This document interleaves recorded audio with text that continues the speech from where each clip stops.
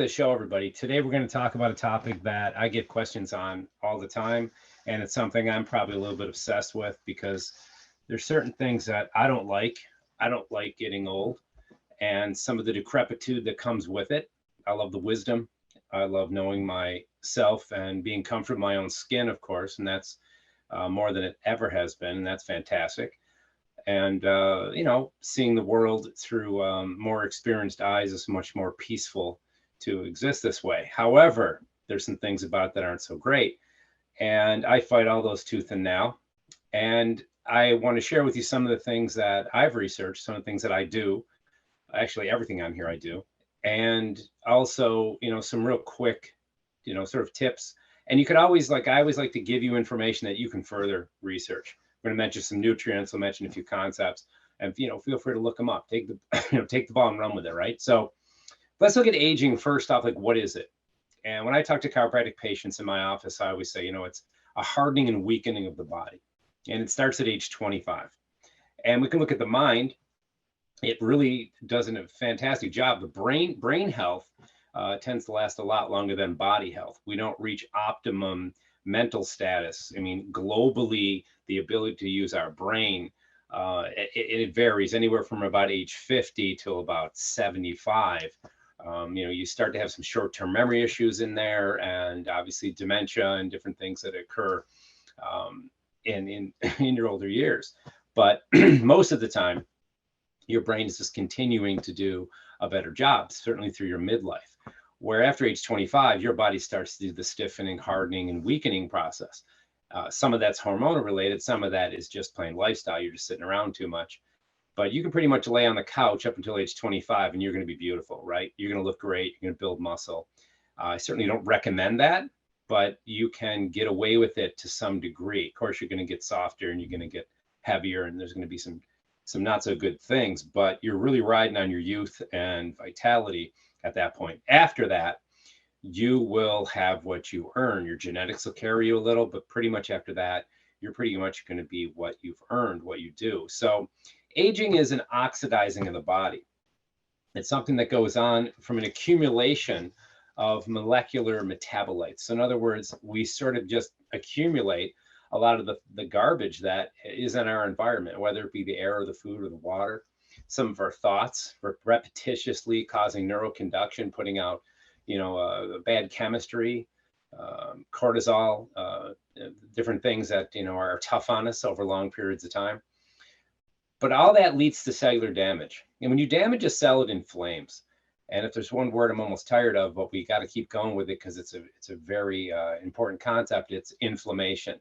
So if the buildup of the cellular metabolites over time leads to swelling, inflammation, that's going to get in the way of many enzymatic processes, neural conduction, and we end up with a deadened response to the world. And if you look at when someone is, quote unquote, old, they are deadened a little bit, and they don't speak as quickly, they don't move as quickly. Their response is slower to the point where sometimes there isn't a response when someone is really, really out there. So we want to look at how can we stop the cellular damage. First thing, let's put it into like 10 points. Okay. So point number one, quality sleep. I go into this in all my podcasts probably because it's just so important. Rise and fall with the sun. Go to bed at 9, get up at 5 a.m. Okay. Now I know everybody hates that, but that is something you should do. If you're not feeling good, you want to really feel better, do that for a few days. If you can't do it all the time, fine. But if you're not feeling great, you're dealing with a serious health issue, get to bed early, get a lot of sleep, get yourself tired enough during the day, physically and mentally. In other words, go out there and give it your all. So then you're exhausted. I love laying in bed completely done. I hate going to bed with too much energy because then I'm not going to sleep. I'm going to be up for 2 hours rolling around or whatever. I love by the end of the day that I've given my all. I learned something. One of my favorite definitions of success anyway. And I just collapse in bed. That's great. You get the greatest, deepest rest. You wake up in the morning refreshed, ready to go again. So sleep is very important. There are associated beta amyloids that develop when we don't sleep enough, and that increases your likelihood of Alzheimer's disease.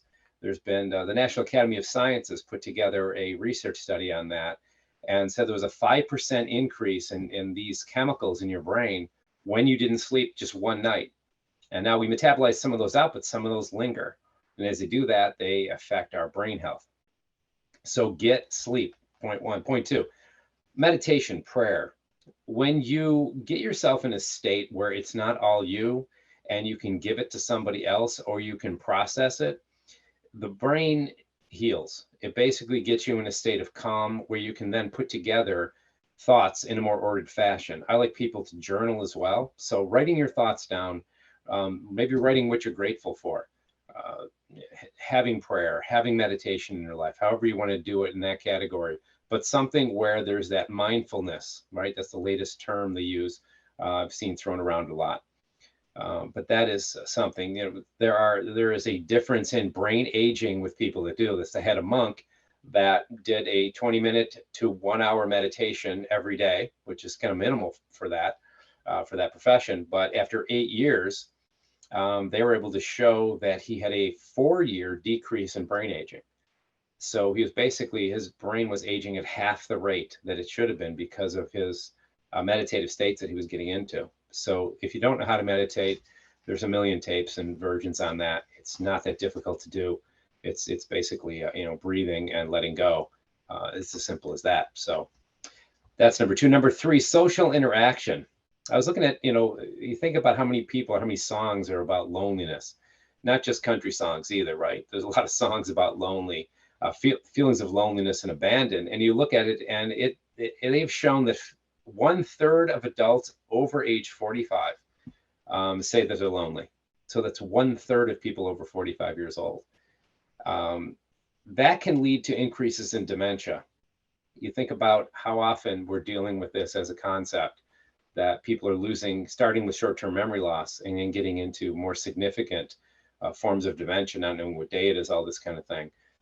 And they feel that kind of social isolation is adding to that. It increases inflammation as well, and it leads to immune system failure. And you think about the COVID isolation, the lockdowns that we had, and some of the detriments, the amount of mental illness right now in the country and probably across the world is immense because of the isolation that was suggested during the pandemic. So getting social interaction is one of the key things to slowing the aging process down, because in that case, you're going to have also a stimulus to your neurology. You're going to be challenged by conversation, let's say, or laughter, or just the plain fact that you matter and that you care and that people care for you, back, a two-way street there. All that leads to it. Okay. So point number 4, eating fruits and vegetables, right? This is obvious, I think. I almost didn't want to even put this in here because it should be so obvious. But remember, we're looking at phytonutrient content, the type of nutrients that are tiny that are found in fruits and vegetables. So I eat the paleo diet. I've said that before. That works for me. I think that's a good diet. And I don't think that there's one diet for everybody. I think a person should trial error the main diets that have been out there for a while. But eating real food is really kind of the way I look at it. Eating in season. And they looked at heart disease and premature death in general, and its relationship to how many servings of fruits and vegetables. If a person had 5 servings a day, they had a 28 decrease in heart disease and premature death. And if they ate 10 servings, it was up to 31% decrease in premature death and heart disease. So it counts. What you eat matters. You are what you eat, right? Number 5, water intake. I go over this a lot as well. Basic principles, right? Half a gallon of water, half your body weight in ounces, however you want to look at it, and make sure that you're also taking a mineral supplement so you don't dilute out all your minerals. I'm a big fan of having base minerals in your body, even salt. I've said before, your body knows how to get rid of salt. It does not know how to get rid of sugar, right? So rich, simple, fast carbohydrates are, a serious problem, something to look at. As we age, we lose our sense of thirst. So we got to make sure that we know when we're thirsty. And the only way to know that is to just drink enough water. So you're making sure that you're covering your bases. And like I say, half your body weight in ounces if you can, something along those lines. Every cell in your body needs water. It needs hydration. If you look at what life is, it can be summarized as motion and water at its base. Those two things are crucial to living organisms. They move. And they have water as water and carbon as their base elements. Weight gain, headaches, depression, confusion, memory loss are all associated with chronic low-grade dehydration. So make sure we're doing that. Let's look at other things besides the vegetables and fruits we talked about. Oxidation of the body. Now, when we oxidize, it's confusing for some people because oxygen is good, but oxidation is bad.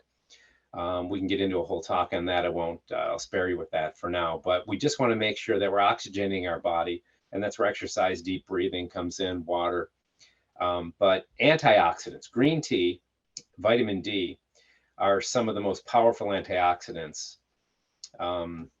There are the vitamins A, C, E, and D, also antioxidant vitamins. Some of the best, like sort of anti-aging, antioxidant foods, blueberries, nuts, spinach, and watercress. Now, watercress is something I don't eat a lot of. When I did this research, I thought I'd better start on that one. It's pretty cool. It has a lot to do with skin. And usually if you're dealing with skin, you're also dealing with lungs as well, because they're from the similar developmental layer. So make sure you're doing that. Lutein is another nutrient that I got into here, and that's the green, yellow, and orange vegetables. Lutein is a nutrient that has a lot to do with eye health. Anyone dealing with eye issues should look into that as well. We want to make sure that we are having the rainbow on our plate, right? We want different colors of food to make sure that we're covering and getting all those, not just antioxidants, but phytonutrients that fight cancer, heart disease, and just about everything. Exercise, got to cover it. Important, as you know, 10 minutes to 2 hours a day is what I usually tell people. 20 to 40 minutes is optimal. It reminds the body of its purpose. It oxygenates the body. It pushes the waters around, right? We have fluid in multiple areas in our body that interact with each other, but they're not exactly in the same chamber. Your cerebral spinal fluid, right, it wraps around your brain and spinal cord. That needs to move. That's moved by a series of contractions in the ventricles of your brain, and also with spinal movement. So as a chiropractor, when we adjust somebody, we know we're really moving cerebral spinal fluid around because of the force and pressure that we use in the spine. The same thing with yoga and running and cycling and swimming. They are great weight training as well. They're all are going to move that cerebral spinal fluid, which is important to brain health, oxygenation of the brain. We find that when a body's reminded of its purpose, it does better. If your body's anything you don't use, you lose, right? So if you want to stop aging, remember the body needs to be reminded that it has purpose. You think of the social isolation we mentioned before. If a person doesn't have any social interactions, and everyone needs different amounts of that, they feel like they're not part of anything, and that is loneliness. And loneliness leads to dementia and other problems that are associated with aging. So we want to be socially interactive as well as physically active. Purpose, meaning, and responsibility in your life. I have patients that will tell me that they lack meaning. They're sad, they're depressed, and they have anxiety. And a lot of times I find they're also individuals that don't have a lot of responsibility. They haven't taken on, or they feel like they can't.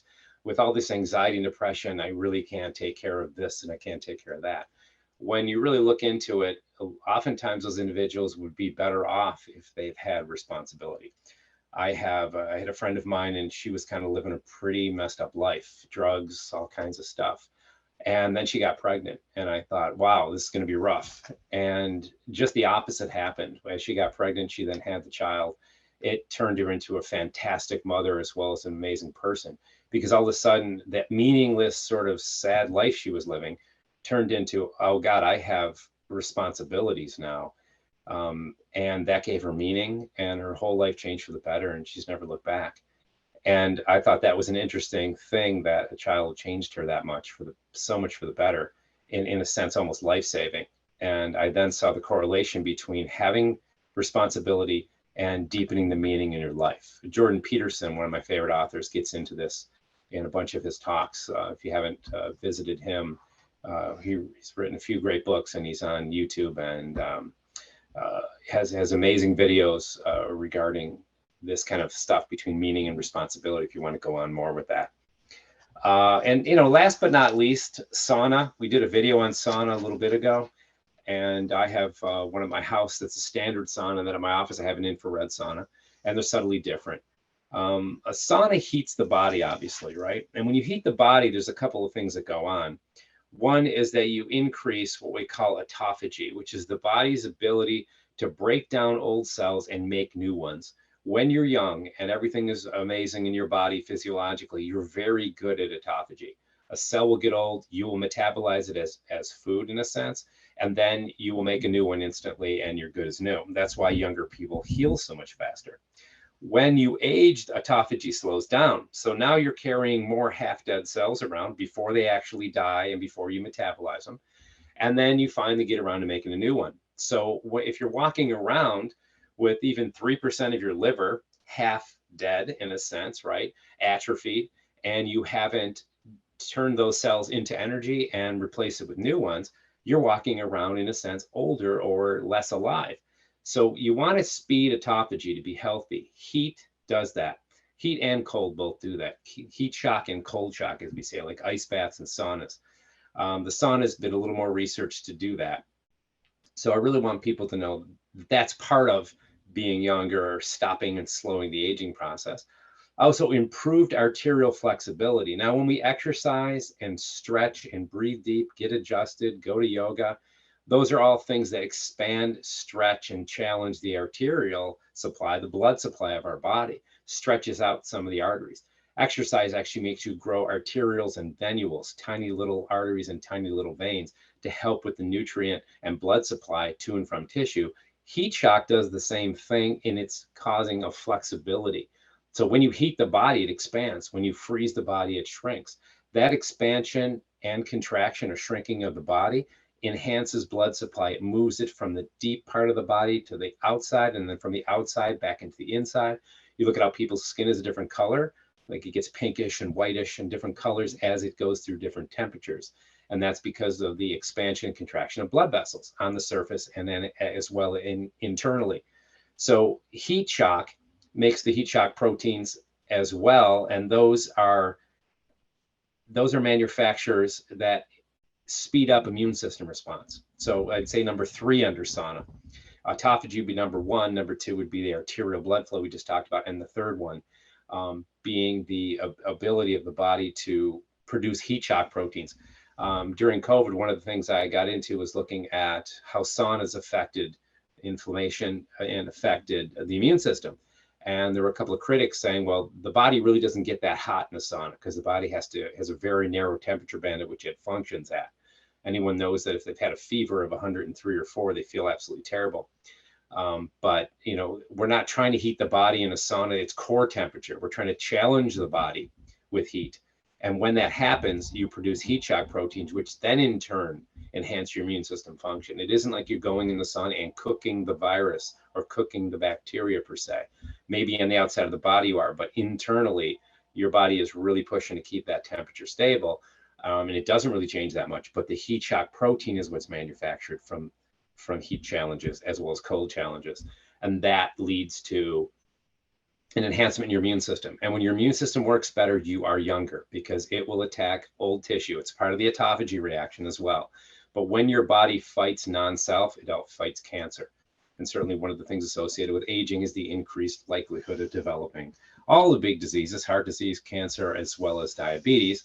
So we want to make sure that we're going after that. Okay, so today, to stop the aging process or technically slow it down dramatically, we want to eat fruits and vegetables, intake water, green tea, antioxidant foods, as well as vitamin D, vitamins A, C, E, and D, blueberries, nuts, spinach, watercress, and lutein, which comes in your green, yellow, and orange vegetables. Exercise, having a sense of purpose, meaning in your life, right? Get out of social isolation, be part of that as well. Be part of society. Have social engaging things going on in your life. Get quality sleep. Get into meditation and prayer. And that'll pretty much create an environment where the body doesn't age as quickly or it slows down dramatically and you'll feel really great. Some of the stuff obviously is basic, but take some of the things that I've said here, research them a little bit more, find ways of interjecting them into your lives.